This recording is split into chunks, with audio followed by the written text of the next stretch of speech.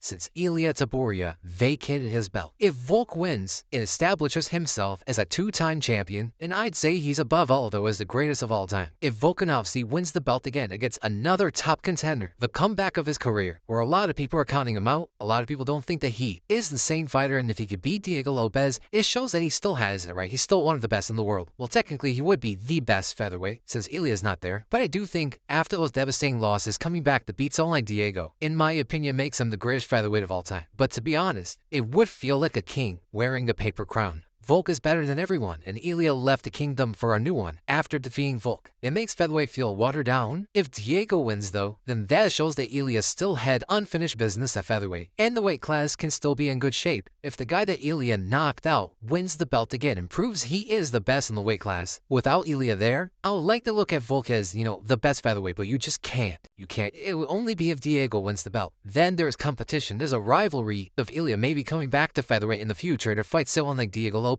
But if Volk wins the belt, that's it. If Volk says he wants to be an active champion, he said he will beat Digeo, then fight Mobstar 3 months later. He believes he's still that good, and he still wants to be the active champion that he once was. He's not changing a thing about himself. He wins the belt, he's going to be fighting again. It's so good for the weight class. It's so good for the UFC to have an active champion like Volk. The only thing is about the competition of it, like the status of his championship. A lot of fans are not going to look at Volk as the best featherweight in the world, even though Ilia is going up to lightweight. But I don't know if Volk can do it after those knockout losses. Diego's on a momentum, and with Ilia gone, the new chapter of the featherweight division might begin with Digeo beating Volk. Ilia closed the chapter with beating Volkanovski, and he did want to continue to the next chapter, so it might be Digeo who continues the story of featherweight, getting that title next. But here's the thing, if Volk is still at his best, or just in great form, I think he beats Digeo for sure. Watching back some of Diego's striking sequences with Dan Ige and Brian Ortega, there is a striking skill gap between him and Volk. Diego moves his head one way, and it's as he's throwing the right overhand. The overhand left hook are his best and most confident strikes, but the height difference could eliminate the use of the overhand unless Volk runs into it like he did against Yair. Volk's leg kicks will be effective, and he has better cardio. Diego can keep that KO threat for about a round, and Diego starts gassing out. If it goes into the 4th or 5th rounds, I think Volk's got the win.